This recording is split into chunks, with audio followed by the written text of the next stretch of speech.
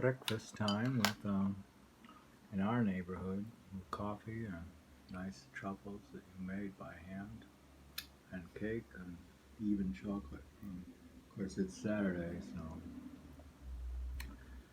And here we have this. We in our neighborhood, there's a lot of Muslims, but we have this Muslim saint of the 20th century, which is kind of interesting because he updates.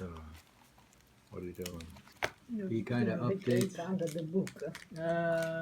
In short, the Sheikh's life might well lead Massillon to revise his judgment.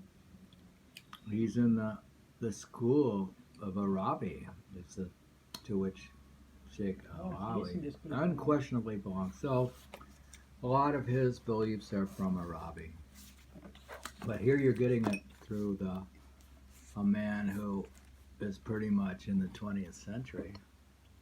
So what you're getting basically updated. And we're talking about beauty because we're interested in Arabi's views on beauty. Do not know him only in his beauty. Now the his is God's beauty. A capital H is God. Denying what cometh unto thee from his majesty. Now, you see, majesty, just as divine beauty, being the archetype of expansion. Now, I think of like the universe, the Big Bang. Really, don't tell how you think. Presides over all outward manifestation. The divine majesty presides over the inverse process of contraction. That is, of the reabsorption of all created things in the essence. In this chapter on the majesty. Majesty's in this book.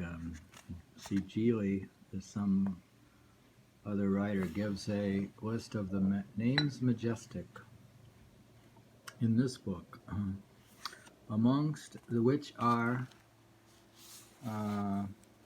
see, there's all these names for God. Quabid, he who contracteth.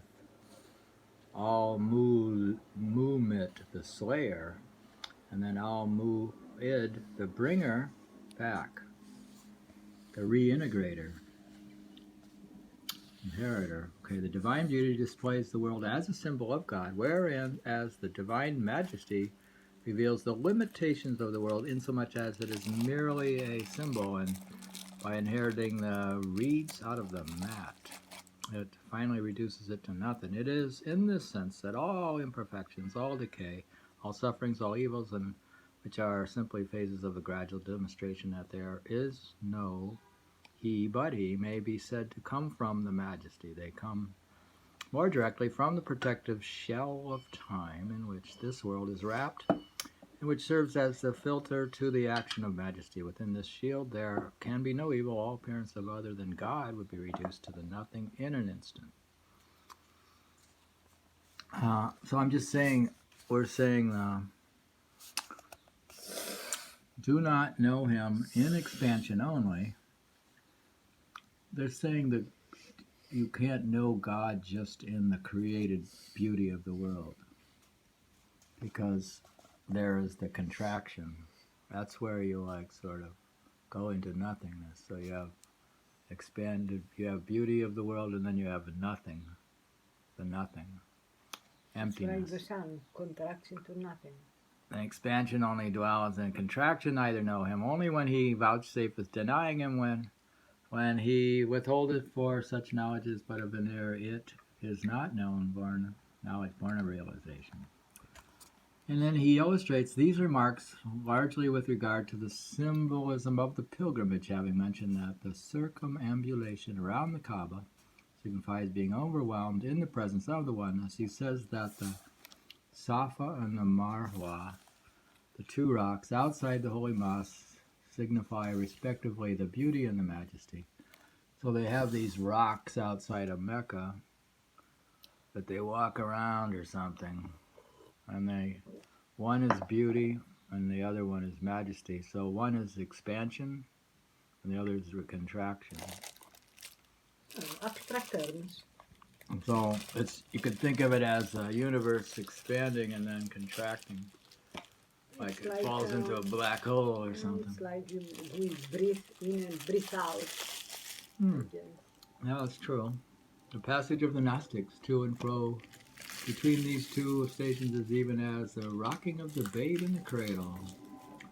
It is the hand of divine care which moveth them this way and that, and protecteth them in both states, so that they suffer no trials thereof, insomuch as they are already in virtue of their circumambulation between overwhelmed presence of the oneness, and thus neither beauty, majesty, nor beauty affected them inward, being already in them.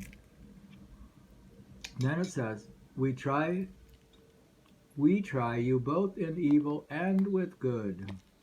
That's actually number 3. You should read it again from The the beginning. Quran. Hmm? Hmm. Yeah, okay. That's kind of very Arabian, I think. Oh. There's the morrocan. Contract this, then expand it in the Quran. And I like this word, the ain. Ain, thus in every ain where there is ain. The ain is like the inner, the ain means the eye, the fountain, the self. You know what the ain is? A-Y-N? The inner eye. Oh, yeah. Read it again. We're getting a bit and pieces of, I don't know, his philosophy of this guy. Oh wow. It's like Moroccan Sufism. But now he's pretty much quoting Arabi, but this doesn't mean he's Arabian entirely. But, okay.